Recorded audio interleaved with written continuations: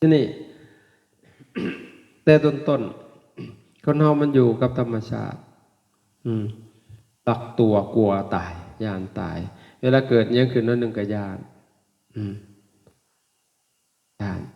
แต่ก็คิดว่ามีแนวเหตุมีแนวทำให้เป็นนะสรุปเอาเองเลย เพราะว่าปัญญาของมนุษย์มันตันมันคิดต่อหันไปบ่ได้นะมันตันครับคือดีหน่อยมันก็คิดตันเนาะตัวมันซื่อๆมันกับวงหูเรื่องดอกมันตันได้จิตเขาไปบ่ได้ไก่คิดบ่ได้ไก่ตัวมีอีหยังอยู่ในหันมันก็คิดว่ามีคิดเท่านั้นแหละมันแล้วก็บ่ฮู้ว่าอีหยังต่อไปอีกคิดไปบ่ได้คือคนเฮาคือกันเกิดฝ่าห้องฝ่าแมบซื่อๆฝ่า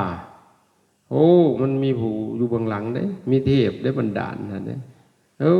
มีพระเจ้าอีกบาทบันดาลให้เป็นหันเป็นกกไม้ใหญ่หันก็มีผีมีเทพมีพระเจ้าเสื้อและบันจิตมันก็ต้องอุปทานบันเพราะอย่างมันเห็นแก่ตัวบันจิตมันเห็นแก่ตัวมันด่านเด้เพื่อความอยู่รอดต่อมากับเสื้อว่ามันมีพระเจ้าตั้งเอาเองเลยพระเจ้าก็ได้บ่มีใครมาตั้งให้ตั้งเอาเองเลยพระเจ้าก็เลยกลายเป็นศาสนาขึ้นมาเลยแหละพระหุเทวนิยมเนี่ยมีแต่พระเจ้าทั้งบัดเลยในโลกอันนี้ต้นไม้ต้นนั้นก็มีพระเจ้าธรรมต้นนั้นก็มีพระเจ้าตั้งเอาเองแต่งตั้งเลยพระเจ้ามันบ่ฮู้เรื่องเลยบัดนี้เอามาก็ต้องไปบวงสรวงแล้วบอกไงว่าไปวอนวิ่งวอนอ่อนวอนนั่นแหละขอให้ลูกช่างต้องปลอดภัยจากหันจากนี้ขอให้มาซอยนั้นจอยนี้แล้วบาดนี่เอาหมากใหม่แนวอยู่แนวกินไปว่างไว้ให้เลยก็เลยกลายเป็นเส้นหวายนะมันอันต่อมามันก็พัฒนาไปเรื่อยๆมันประยุทธ์ตัวเท่านั้นได้บาดพระเจ้าก็เที่ยงกันเท่านั้นแล้วไผก็มีพระเจ้าไผก็เก่งบาดบาดนี่ว่ายอมกันพระเจ้ามีตัวถูกบอลต่อมาก็เลยเกิดเป็นเอกเทวานิยมไผก็เป็นเอกอันเดียวหนึ่งเดียวพระเจ้าเขาหนึ่งเดียวอันแต่ละศาสนาตั้งขึ้นมาอีกมีศาสนานั้นศาสนานี้เกี่ยวกับพระเจ้าก็เก่งผัวเบิดเลยคนก็เลยยึดตัวนั้นเลยเป็นแกนกลางของจิตของใจเป็นที่พึ่งทางใจโดยบ่หูหน้าหูหลังอย่างไรคิดแต่จำนั้นกตันพ่อพระองค์สมเด็จพระสัมมาสัมพุทธเจ้าเพิ่นตรัสรู้เพิ่นมาโพดมาชี้แจงบอกไงว่ามาชี้แจงมาปรับวาทะเพื่อความถูกต้องกับแต่ละศาสนาแต่ละลัทธิบางลัทธิก็บูชาไฟบูชาเทวดาบูชาเทพบูชาพระเจ้าว่ากันไปพระพุทธเจ้าเขามาในบูชาทางใดระบัดมีแต่เทศสอนเลยโดยเหตุโดยผลเลยที่ชัดเจนเหตุปัจจัยคนมันก็ตะลึงเนาะแต่ก็เขาเจ้าก็บ่ทันเสือแต่ก็ค่าใจเลยบัดอยากปรับวาทะอยากไต่ถามต่อกันเพื่อความกระจ่างแจ้งก็เลยเกิดการสนทนากันเกิดการคำเมนว่าซุมื้อนี่คือสิแม่นอันดีเบตกันนั่นน่ะตั้งกลุ่มกันมาดีเบตกันนั่นน่ะเพื่อเลือกผู้ที่ชัดเจนผู้ที่เก่งกว่าหมู่ผู้ที่ดีกว่าหมู่นะครับกว่าหมู่ถูกต้องที่สุดปรับวาทะกันในสุดสื่อของภาษาศาสนามันก็กระจรไปทั่วสารทิศต้นทั้งหลายก็เกิดความบ่พอใจระบาดบางพวกก็สรรเสริญบางพวกก็คอมเมนต์ในฝ่ายลบกันเป็นว่าในยุคสมัยปัจจุบันนะเขาก็เลยเกิดความโต้เถียงกันก็เลยมาถามพระพุทธเจ้าพระพุทธเจ้านี่นั่นหักหลังปฏิเสธไปเสียทุกเรื่อง ปฏิเสธเรื่องการเรื่องพระเจ้าเรื่องลัทธิบูชาไฟเรื่องลัทธิอาบน้ำมนต์ก็ว่ากันไปเรื่องการบำเพ็ญตบะว่ากันไปเพราะประธานจริงๆพระพุทธเจ้าเพิ่นบ่ได้ปฏิเสธไปเสียทุกเรื่องเพิ่นว่าการบำเพ็ญตบะนะบางสิ่งบางอย่างก็เป็นประโยชน์การทำคุณงามความดีการฝึกจิตฝึกหัดบางสิ่งบางอย่างก็เป็นไปเพื่อกุศลเจริญอันตายแล้วก็ไปเกิดสู่เทวโลกสวรรค์อันนี้เฮาตถาคตก็บ่ได้ปฏิเสธเฮาก็รองรับเพิ่นบ่ได้ปฏิเสธไปเสียทุกเรื่องคืออย่างเช่นบางลัทธิก็อาบน้ำมนต์อาบน้ำล้างบาปนะแต่ว่าพระพุทธเจ้าเพิ่นปฏิเสธอีกแต่พระพุทธเจ้าเพิ่นบ่ปฏิเสธหรอกแต่เพิ่นบ่สนับสนุนแต่เพิ่นก็บ่ปฏิเสธแต่เพิ่นสิเปลี่ยนแนววิธีสอนให้เลยให้ทำเลยอย่างเช่นพวกอาบน้ำมนต์จังซี่นะอาบน้ำล้างบาปกลางคืนก็ต้องไปอาบยามมื้อเช้าล้างบาปยามมื้อเช้าก็ต้องไปอาบยามมื้อสวยบาปมื้อสวยอาบตอนแลงล้างบาปจังซี่นะหนาวก็บ่ได้อยู่แหละก็สิล้างบาปแต่พระเจ้าเพิ่นว่าเฮาก็อาบน้ำล้างบาปเช่นกันแต่บ่มีวิธีนะอาบโดยวิธีเพิ่นอาบน้ำมันก็คือเสื้อผ้าบ่เปียกผมบ่เปียกบ่หนาวบ่เปื้อนแล้วก็บาปซุ่มหมู่นั้นก็ตกด้วยอาบจังได๋จังสิบ่เปียกล้างบาปแบบวิธีใดจังบ่เปียกพระเจ้าเพิ่นว่าสมาทานศีลเลยสมาทานศีลนี่มันก็ยิ่งกว่าไปอาบน้ำรีบร้ออยู่ในหนองเลยไปปานาติปตาบ่ฆ่าสัตว์บาปสิมีมาแต่ไสอาทินาทนาบ่ถือเอาสิ่งของที่เขาบ่ได้ให้กาเมสุมิจฉาจารบ่ลวงล้ำกับเกินผิดประเวณีมุสาวาทาบ่เว้าขี้ตัวสุราเมบ่ดื่มสุราเมลัยและสิเกิดบาปได้จังได๋ล่ะบัดเห็นบ่นั่นนี่เรื่องการสมาทานศีลยิ่งกว่าอาบน้ำอีกบัดบ่เปียกเลยบัดบาปก็ตกด้วยนะบางพวกก็ไปบูชาเทวดาหมากไม้9อย่างผัดว่าอยู่ในเมืองหมากบูชาได้เนาะบูชาเทวดาหมากไม้9อย่างพระพุทธเจ้าเพิ่นบ่ต้องทำแบบสั้นบ่ต้องไปกราบไหว้มันดอกเทวดานะเฮาก็เป็นเทวดาได้เอาคุณธรรมคุณสมบัติของเทวดามาใส่จิตใส่ใจเฮาโลกไม่ไหวในจิตในใจของเฮาเนี่ยมันก็ยิ่งกว่าบูชาตัวนั้นอีกเฮาเป็นเทวดาเองเลยบ่ต้องไปกราบเทวดาซุมนั้นเลยบัดนี้น้อมเอาคุณธรรมของเทวดามาใส่จิตใส่ใจมีหิริมีโอตตัปปะมีหิริคือความละอายต่อบาปทั้งปวงท่วมบุรีทั้งปวงมีโอตตัปปะคือความกลัวต่อบาป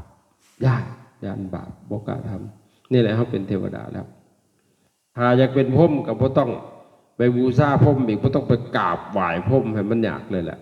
เอาพรหมมันน้อมเอาคุณสมบัติของพรหมมาใส่ใจเฮาเลยเจริญได้สมถะภาวนาได้ฌานแล้วเป็นพรหมทันทีเลยแหละจะเอาพรหมชั้นใดอยากไปอยู่พรหมชั้นตบิดบ่พรหมปริสัสสะบ่ก็เข้าปฐมฌานได้พรหมปริสัสสะพรหมปโลหิตามหาพรหมนี่เข้าหูปฌานอันที่1เพิ่นเอิ้นว่าฌานที่1ปฐมฌานไปเป็นพรหมชุมนี3ชั้นนะถ้าอยากสูงขึ้นไปอยู่เหนือจักรวาลพุ่นอรูปพรหมพุ่นก็ไปเข้าอันอรูปฌานที่อย่างก็ไปพุ่นเห็นบ่ ถ้าจะเกิดมาเป็นมนุษย์ได้จ้ะก็ต้องมีศีลห้าถ้าจะไปเกิดเป็นชัดเดรัจฉานได้จ้ะแต่งมงายแหละงมงายได้ความหลงงมงายได้นะในศีลพรตเนี่ยนะพิธีรีตองหมากไม้เก้าอย่างพระเก้าองค์บัดเอาบัดมันไปจังหันพวกเฮาน่ะเรียกว่าวันนั่นวันจันทร์วันคานวันแข่งวันปูวันจมวันยังกับว่าไปแหละมันบกเกี่ยวกับสิ่งพวกนั้นเด้การกระทำคุณงามความดีนะบางบอนมีแล้วเอาสูตร7กับ7สูตร9กับ9เอาฟังแล้วมันตั้งใดบ่ยังต้องจำเพาะด้วยนะแต่พระเจ้าพันมงจูสงเลยมีสงหลายแต่ละแห่งก็ดีคือว่าอาจารย์นี่บ่จำกัดเลยพระเนี่ยเอาไปเต็มเงื่อนไปแห่งดีอาจารย์มือพอเสียได้พระหลายให้ดีใจได้30กว่าลูกเพิ่นมาเข้ากรรมนั่นสิเป็นหน่อยเสียมเสียวพระจะกบเอาเพิ่นวันเลยบอกวันละองค์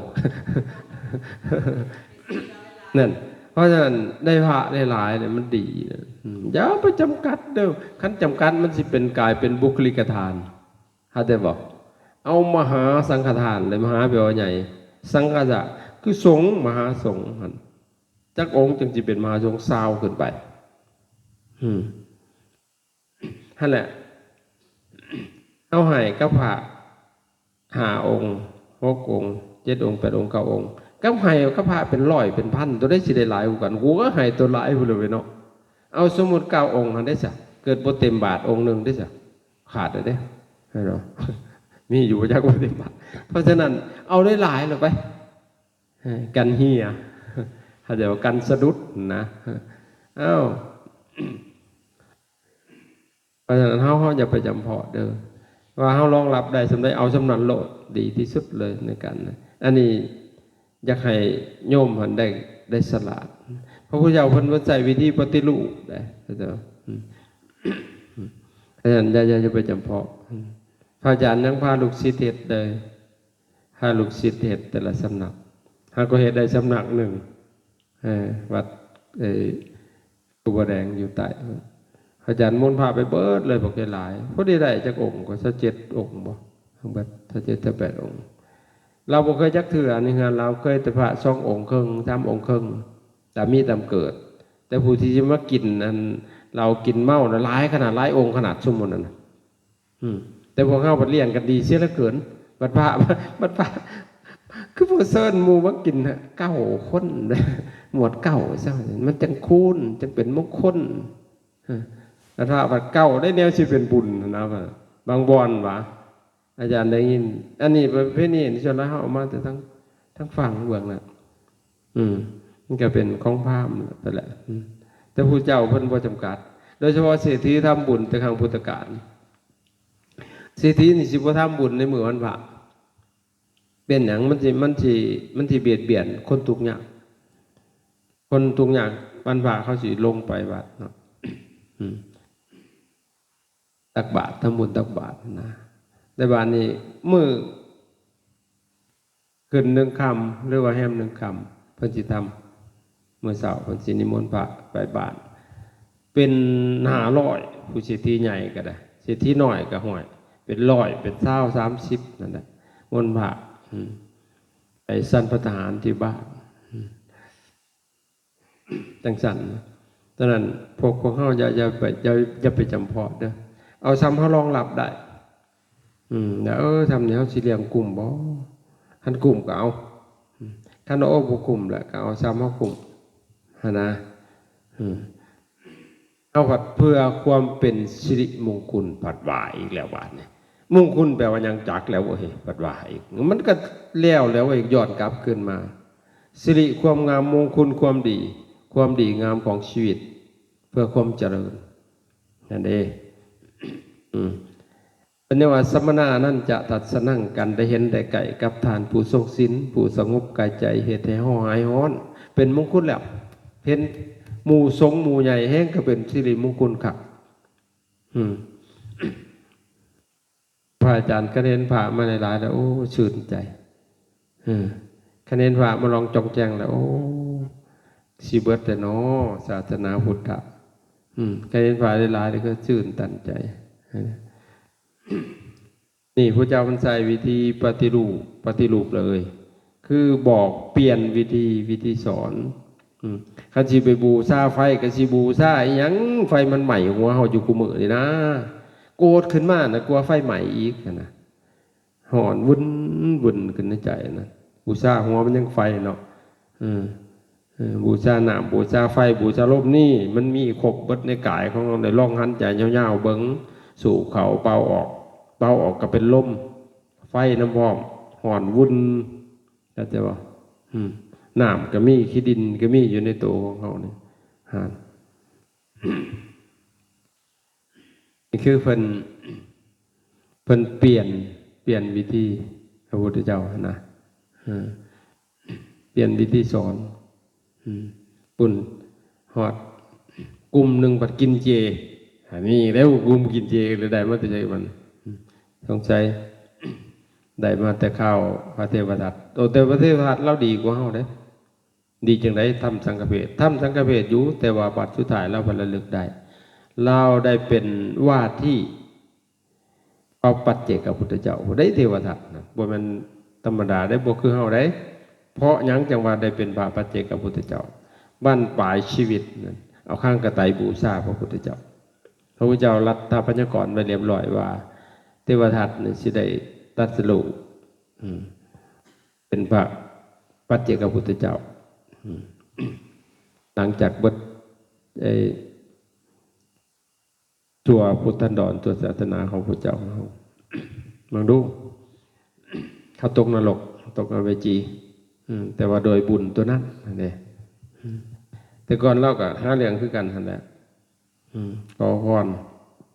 พระเจ้าหาอย่างจะไงฝ่านี่ปฏิบัติเข่งต้องกินเจนะหามกินเนื้อกินพวกพักพวกหญ้าไปเนี่ยนะบ่ให้กินเนื้อเธอเอิกลายไปกินพิษเป็นว่าเพิ่นอยากให้พระพุทธเจ้าบัญญัติหลังจากหันกายพระสงฆ์นี่ห่มผ้าบางสกุลหาเก็บเอาน้ำวิปัสสาผมบ่ต้องใส่เป็นพื้นที่เข้ามาถวายสิภายใส่พิษหลังจากหัน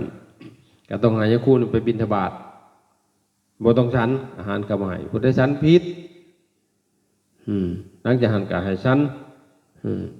ให้อยู่คนใหม่เป็นวัดห้ามเขาไปอยู่ในที่มุ่งที่บังฝนตกก็อยู่หันเปียกมันสันดินอยู่หันไปเขาพิษผัดไหวมันห่วยเทวทัตเราเอาใหญ่เลยเด้เราสิปฏิบัติเข่งอยากให้พระเจ้าพักผ่อนซะเพราะเราจิจัดการเองหลักศาสนาพุ่นนะเราก็ได้แต่พระเจ้าเพิ่นบอกน้ำเพิ่นที่บ้านเพิ่นบ่บัญญัติพระพุทธเจ้าครับอันนี้มันก็เป็นธุดงควัตเพิ่นบ่บัญญัติเป็นหยังเพิ่นจังบ่บัญญัติบัญญัติกับเขาทางเทวทัตเลยเนาะเพราะว่ามันบ่เป็นประโยชน์บ่แม่นว่าสิได้บรรลุธรรมย้อนเฮ็ดเข่งอันหาอย่างที่เทวทัตเว้าหัน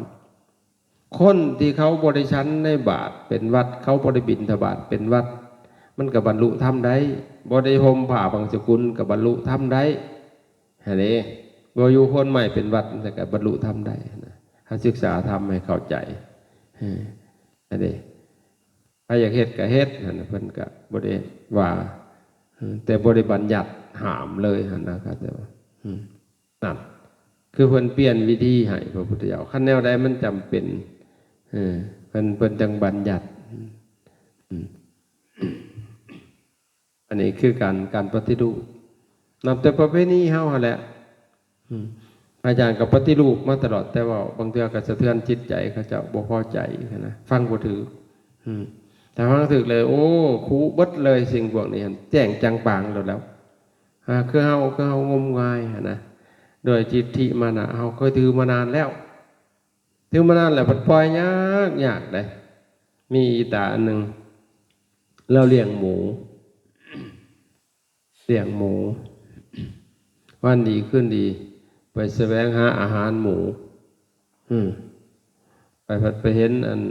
เราขออนุญาตน้ำขี้แห้งขี้แห้งเนาะโอ้เรากวดก็รวมกันเลยหมูหมักได้เนี่ยเราเอาผ้าขาวห่อเลยมกเลยมกขี้แห้ง ตั้งใส่หัวตั้งใส่หัวก็มีกินแน่แล้วไอ้เนาะมัน อุจจาระแห้งไปแล้วไปพ่อคนที่หวังดีบาดนะแม่นหยังอันผู้ใหญ่ในหัวจนอาหารหมูแล้วอ่ะโอ้มันกินมันบ่อยากโซฟาบันไดได้คอยเบิ่งนี่เอาจังซี่พ่อใหญ่พิมพ์ซะอันตัวน่ะคอยสิเอาหยวกกล้วยให้เจ้าหยวกกล้วยนี่ไปฟานต้มให้หมูกินเฮาก็ยังกินได้อีกแล้วอ่ะยาแล้วมันกระเทินเลยได้ถือมาไก่แล้วเราอ่ะแล้วก็ไปต่ออีกไปเจอผู้หวังดีอีกบาทเนี่ยเขาก็ถามอีกว่าพ่อใหญ่เป็นยังในหัวจอนอาหารหมูเราโอ้กินมันคือต่างๆไว้แมงวันเริ่มตอมแล้วไปให้เอาทิมซะพ่อใหญ่เขาสิเอาเข่าเปลือกให้เจ้าเอาไปตำแล้วก็เอาห้ำมันให้หมูเข่าก็นึ่งกินเราก็คิดน้อยหนึ่งพ่อใหญ่แหละมันได้ถือมาไก่เลยแล้วอ่ะไปต่อไปฝนตกบาดเอาฝนตกเนาะมันห้ำและอาหารมุมก็ย่อยลงน้ำหนาน้ำตาเต็มเบิดพระเจ้าพุทธทาสอุปมาลองคิดเบิ่งดูว่าพ่อใหญ่นั่นพ่อใหญ่อาหารหมูหั่นนะกับเฮาผู้ถือมาหั่นนะไก่คือกันหั่นนะพิธีรีตองอย่างต่างๆผู้ใดฉลาดกว่ากันกับพ่อใหญ่อาหารหมูพ่อๆกันเนาะมันถือมาไก่แล้วเขาก็ยอมเปลี่ยนนะจริงๆเขาเปลี่ยนแล้วมันก็ดีแล้วแหละเห็นบ่มันเป็นอะไรสิแต่ว่าเปลี่ยนมันบ่เป็นประโยชน์ละสิเฮ็ดมันเฮ็ดจังซั่นนะมันก็เสียเวลาซื่อๆยุ่งยากไปซื่อๆเห็นบ่จักดอกไม้บ่จักขันหมากบอกมกเบงยังเต็มเฮือนแล้วก็จะเฮ็ดบุญไปเอากลุ่มยิบเบิดก็กล้วยเบิดต้นนั่นน่ะจริงๆโอ้ยอย่าจุไปเฮ็ดให้มันส่อสิคนนะเอาเงินจุ่มนั่นน่ะมาซื้อเอาสิ่งที่เป็นประโยชน์ถวายท่านอยากถวายยังก็ได้ดีกว่าชื่อเกิดให้เพิ่นใช้ก็ยังสิดีชื่อไฟฉายให้เยื่องก็ยังสิดีหั่นน่ะดีกว่าสิ่งมาลุงตุงนั่งซุ่มโมนั่นบ่เกิดประโยชน์ยังหั่นน่ะเนี่ยเกิดกับคันว่าบูชาดอกไม้ธูปเทียนก็เท่านั้นแหละมันก็นิดเดียวนึงหั่นบุญนะปฏิเสธเราบ่เป็นบุญเลยหั่นบุญจิตใจคิดดีแล้วหั่นนะอยากให้แต่ว่าเฮาสิเอาแต่ซ้ำนั่นบ่เอาขี้ฝุ่นมันหั่นบ่หั่นนะแทนที่สิเอาสิ่งที่มันแก่นมันเลยหั่นนะมุ่งตรงเข้าสู่แก่นมันเลยพอเฮาทำได้อยู่หั่นนะแต่เฮาบ่อยากเฮ็ดมันก็เลยก็เลยกลายเป็นการแบกอาหารหมูต่อไปเป็นซั่นอันนี้วิธีหนึ่งปฏิรูปสิ่งใดที่มันบ่เหมาะสมกลมกลืนกับยุคสมัยปัจจุบันปาโลดมันบ่ผิดจังดอกเพราะว่าไอ้คนเฮาเป็นผู้บัญญัติมันขึ้นมานะถือมันมานะก็จะบ่แม่นว่าผู้ฮู้บ่แม่นผู้เบิดกิเลสบัญญัตินะคันผู้เบิดกิเลสคือพระพุทธเจ้าผู้ฮู้แจ้งนะมันบ่ผิดคือมันถูกต้องแล้วทุกสิ่งอย่างที่เพิ่นบัญญัติมาน่ะถูกต้องตลอดกาลซึ่งเพิ่นเอิ้นว่าอากาลิโกคือปฏิบัติได้ให้ผลได้บ่จำกัดกาลเวลาเลยก็อย่างเช่นปาณาติปตาฆ่าสัตว์เบียดเบียนสัตว์บ่ดีคำว่าคำเดียวนี่สิถูกไปตลอดเกิดมาพบได้ก็ถูกคำว่าคำนี้นั่นแหละคืออากาลิโกบ่ต้องเปลี่ยนเพราะมันถูกแล้วต่อมาอีกอธินาทานาการถือเอาสิ่งของที่คนอื่นบ่ได้ให้อันนี้บ่ดีนั่นคำว่าคำนี้ก็ถือตลอดกาลบ่แม่นพระพุทธเจ้าบัญญัติซ้ำอันนี้คนในยุคก่อนก็ถือมาแต่มันถูกต้องแล้วพระพุทธเจ้าบ่เปลี่ยนแปลงได้ถือเอาเลยถ้าสิ่งใดบ่ถูกต้องเพิ่นต้องเปลี่ยนพระพุทธเจ้านะแต่พวกเฮาบ่พร้อมสิเปลี่ยนนะก็เลยถืออยู่หั่นมันบ่เกิดประโยชน์ดีบ่ดีพาเฮาก็เอานำเขาด้วยนะทำพิธีให้โยมพ่อโยมไปสูตรยังก็สูตรให้เลยบาดเนี่ยโอ้ยคันบ่สูตรพระญาณเขาว่าเพิ่นว่าให้เขาสูตรพระอาจารย์ต่างหมู่แล้วเอาสูตรเองโลดกันเลยว่าคันว่าเก่งกันเลยเฮ็ดเองบ่เฮ็ดนำได้กันเลยว่าเขาจะว่าเขาจะสร้างว่าข่อยมันต่างหมู่แต่กับบ่สร้างเขาดอกสร้างเขาก็ทุกข์เองครับนั่นแหละเปลี่ยนมาฮอดไอ้มูซาว่าสมมติว่าเขาบอกบ่จริงเขาบอกกี่ตัวมันก็บ่ดีอยู่แล้วเนาะให้ ห็นบ่คำว่าคำนี้ก็ถือตลอดกาลสุราเมบ่ดื่มสุราเมลัยถ้าดื่มก็ถือบ่ดีตลอดกาลนั่นนะสุราเมลัยมันก็บ่ดีมันเป็นที่ตั้งแห่งความประมาทเป็นอากาลิโกนี่ก็คือเพิ่นตัดไว้บอกไว้ดีแล้วนะเฮาก็บ่ต้องเปลี่ยนแต่ถือเอาไปเลยนั่นเด้มันก็ดีนอกหันคนเฮาบัญญัติขึ้นมันก็สิถูกบางยุคบางสมัยซื่อดอกไม้ธูปเทียนแต่ก่อนอยู่กับธรรมชาติไปวัดก็หาเอาไอ้การตลาดของหอมอย่างต่างๆนั่นแหละดอกไม้ปลูกป่าจากผ่านป่าเข้ามาเห็นดอกไม้ย่ามดอกไม้หอมๆเก็บมาบูชาพระพุทธพระธรรมพระสงฆ์แล้วก็ติดมาเลยแหละซุมื้อนี้ก็สิย่างบ่ดอกบัวดอกบัวกำลังเป็นสิเป็นหมากเด็ดเลยแหละสิเอามาบูชาเพิ่นว่าโอ้คันเอาหมากมันมากก็ยังสิได้กินเนี่ยนะถ้าว่าเป็นบุญบุญก็เป็นอยู่แต่ว่ามันเป็นอามิตรน้อยๆนะบุญนะแต่ว่าเฮาพัฒนาขึ้นกว่าหันสิบ่ดีกว่าไปหาเด็ดแต่มันเมื่อยบ่เห็นบ่มานั่งภาวนานี่แห่งก็บุญแห่งก็หลายขึ้นพอมันเกิดสติเกิดปัญญามันสิได้ละโลภะโทสะโมหะออกจากจิตจากใจช่วงนี้มันสิประเสริฐกว่ามาบอกเรื่องการอบรมจิตหรอกว่าดีหรือเลวมันอยู่ที่จิตใจเป็นผู้สั่งการเพราะฉะนั้นมาฝึกจิตเลยให้ก็ดีแล้วบางสิ่งบางอย่างมันก็ถือในกาลสมัยพระเจ้าแต่ว่ามันผ่านมาแล้วมันบ่ถือเขาก็เปลี่ยนนะเปลี่ยนวิธีทำซะจังสินะเคยเฮ็ดบุญแจกเข่าแต่ก่อนขางัวขาควายบ่เอาบัดนี่บ่เฮ็ดนั่นบัดเฮ็ดสังฆทานอุทิศคือย้อนยุคคือแต่ก่อนนั่นแหละก็บ่ได้ฆ่าสัตว์ตัดชีวิตไปหาซื้อเอาสิ่งใดที่มันที่บ่ได้เบียดเบียนสัตว์อื่นเด้อันนี้เพิ่นเอาปฏิรูปเพื่อเปลี่ยนวิธีกรรมต่างๆวิธีการกระทำต่างๆอันที่สองปฏิบัติเลยปฏิบัติคือปีนเลยบ่เอาด้วยโลกเขาเห็นคนทั้งโลกเขาว่าสุขสิ่งอย่างมันเที่ยงเนาะพระพุทธเจ้าปีนเลยปฏิบัติเลยไม่แต่หูบ่เที่ยงคนนะเวทนาสัญญาสังขารวิญญาณบ่เที่ยงหูบ่แม่นตัวตนเวทนาบ่แม่นตัวตนสัญญาสังขารวิญญาณบ่แม่นตัวตนเห็นเนาะนี่แหละคือปีนเลยปฏิบัติเลยจากที่เขาเห็นว่าเป็นตัวเป็นตนเพิ่นก็อธิบายยกผู้แหละปฏิจจสมุปบาทมาอธิบายเลยมันบ่แม่นตัวตนจังไดนี่แดงเฮานั่งคงมกอยู่นี่แหละให้แล้วเห็นก็เป็นตัวเฮาของเฮาเนาะอันนี้มันมาจากสิ่งหลายๆมารวมกันที่ซื้อจังว่าเป็นตัวเฮาหั่นนะถ้าเฮายิบผมออกเบิดจากกายนี่ใหญ่กระจักกระจายอยู่ไสตัวเฮาบัดบ่มีเพิ่นจึงว่าคือกันกับรถเท้าล่อออกกับบ่แม่นรถล่อรถเท้าตาออกกับตารถถ้าเอาหลังคากับหลังคารถถ้าเอาพื้นชุดท้ายบ่มีรถนะเอาออกให้เบิดเลยนั่นแหละ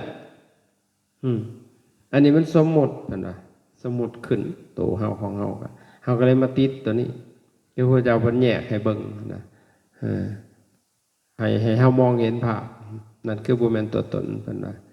บ่แม่นตัวตนบ่เที่ยงตั้งอยู่ประเดียวประดาวเกิดแล้วก็ดับเกิดขึ้นตั้งอยู่ก็ดับไปอนิจจังคือบ่เที่ยงความบ่เที่ยงน่ะทำให้ทุกข์ทุกข์เลยเด้นี่นั่งโดนก็ทุกข์เพิ่นโดนเทน้อเทศโดนเทนบานจักไปนอนได้บานเพิ่นคนใดได้สิเศร้าได้บานทุกข์เลยเด้เป็นหยังจังทุกข์นั่งทำอิฐคือบ่ทุกข์บ่เที่ยงความบ่เที่ยงทุกข์คือสภาพที่ทนอยู่ได้ยากมันบ่ได้อยู่ตั้งอยู่จังสิได้ตลอดได้ข้าวเดียวก็เปลี่ยนเป็นหยังสิเปลี่ยนมันทุกข์คันได้พริกก็มีแห้งแน่โอ้ยไข่แน่เพิ่นน่ะไข่แน่เท่านั้นแหละมันบ่เศร้าดอกเป็นหยังล่ะมันบ่เที่ยงก็จังว่าความบ่เที่ยงทำให้เป็นทุกข์ทนอยู่ได้ยากอ อนัตตามันบัญชาบ่ได้มันบ่มีตัวตนอยากให้มันเป็นอยู่จังซี่ตลอดบ่ได้มันแปรปรวนตลอดเลยทุกสิ่งอย่างนี่คือพระพุทธเจ้าเพิ่นปฏิบัติเลยเห็นบ่ปฏิบัติสิ่งที่มีผู้อยู่เบื้องหลังอีหยังต่างๆมันบ่มีหยังกันนะมันเป็นเหตุและปัจจัยซื่อๆเข้าใจบ่ดังจากนั้นเป็นก็บัญญัติคำสอนเลยบัญญัติคือตั้งขึ้นนี่แหละอริยสัจสี่มักมีองค์8เห็นบ่มันก็บัญญัติขึ้นมาเลยแล้วก็สอนเพื่อสิให้ไปถึงความดับทุกข์ไปถึงความพ้นทุกข์นั่นแหละมันบัญญัติขึ้นตั้งขึ้นความจริง4อย่างคืออริยสัจสี่ทุกข์สมุทัยนิโรธมรรคคนเฮามันก็อยู่ในบนกองทุกข์นี่แหละทุกข์มันเป็นสภาพที่ทนอยู่ได้ยากนะสมุทัยคือเหตุให้เกิดทุกข์คือเฮานั่งอยู่นี่นะมันเป็นหยังมันคือเจ็บขาตัวสมุทัยอะไรฮะนะคำถามมันเป็นสมุทัยเพราะมันมีเจ็บขามันไม่มีขาเนาะคำตอบเดี๋ยวคำถามแล้วก็คำตอบมันเจ็บขาก็เพราะมันมีขาเห็นไหมถ้าบ่มีขากับบ่เจ็บขาบ่มีหูบ่มีตากับบ่มีมองเจ็บเนี่ยเห็นบ่นิโรธดับทุกข์คือทุกข์มันดับไปนะนิโรธมรรคก็คือหนทางไปสู่ความดับทุกข์มีทางเห็นอะไรมันสิบ่มีขาบ่มีแข้งบาดสิบ่มีตัวตนคือเพิ่นว่ามันเป็นอย่างมันจึงมีตัวตนมันหลงยึดแต่ว่าไปยึดถือเอาสิ่งที่บ่เที่ยงว่าเป็นของเฮาเป็นเฮาเป็นตัวเฮาอันนี้ยึดถือเอามันก็เลยเป็นทุกข์ความอุปทานแบบนั้นว่าตัณหาอุปทานตัณหาคือความอยากอุปทานคือยึดถืออุปะเข้าไปอาทนายึดถือใส่จิตใส่ใจว่าเป็นตัวเฮาของเฮาสินะมันก็นำมาซึ่งทุกข์ใกล้ๆนี่นะอยู่น้ำกันนะเอาของเฮามาวางไว้ต่อหน้ากับของหมู่นะลุกขึ้นบ่เห็นของเฮาทุกข์เลยของหมู่ก็ยังเห็นอยู่เห็นบ่มันเป็นยังจะทุกข์มันว่าของเฮาอะไรไปคันของเฮาเสียเลยทุกข์โลดคันของหมู่เสียผัดบ่ทุกข์ได้บัดต่อมาอีกบัดน่ะลูกผัวพุ่นแล้วลูกเฮาเสียลูกเฮาตายผัวเมียเฮามันทุกข์ใหญ่เลยบัดแต่ผัวมีหมู่ตายก็ธรรมดาอยู่เพราะมันบ่ได้อุปทานบ่ได้ยึดคนตายบนโลกกับมันก็เฉยๆอยู่เพราะบ่ได้ยึดถือว่าเป็นตัวตนของเฮาเนี่ยถ้ายึดถือก็ทุกข์นี่พระเจ้าเพิ่นบัญญัติเลย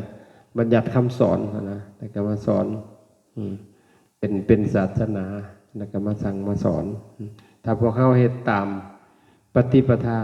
ของพระสัมมาสัมพุทธเจ้ามันง่ายเรียบง่ายแต่บ่มีพิธีรีตองอย่างไรขามลวงเลยถ้าอาจารย์เฮ็ดให้เบิ่งอยู่นี่20 ปีแล้วมาอยู่นี่ตะกี้เขาก็สิด่าหัวแล้วเขาบ่มักจากประเทศยังต่างหมู่แต่ก็แม้นบ่ปฏิเสธต่างหมู่แท้เพราะหมู่บ่คือเฮาได้ซะเฮาก็บ่คือหมู่มันก็เลยต่างเนาะต่างมันเป็นจังได๋วิเศษเพิ่นเอิ้นว่าพิเศษนะพิเศษบ่แม่นดีเลิศหมู่ดอกพิเศษมาจากวิเศษแปลกหมู่ต่างหมู่หั่นแหละนะวิเศษนะแปลกแจ้งต่างหมู่เฮ็ดต่างหมู่หั่นน่ะเพื่อให้มันสบายขึ้นเพราะฉะนั้นเอาปฏิรูปเด้อปฏิรูปแต่ละคนพอออกไม่ออกก็ปฏิรูปพระเฮาก็ปฏิรูปแหละสิ่งใดที่บ่เป็นประโยชน์แล้วก็ปะมันซะเอาไปทำเอาแต่สิ่งที่มันเป็นประโยชน์แล้วไปประทำจังบ่ยุ่งยากเอาซ้ำนี่แหละอยากไปแห้งนะทั้งบ่ได้สิเศร้าเด้เมื่อยแล้ว เอาพักผ่อน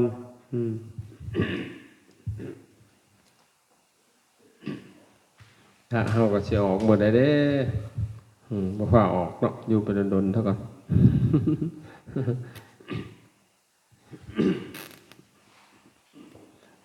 ลืมอาจารย์ลืมบอกว่าให้ขึ้นมานัดวันที่4วันที่3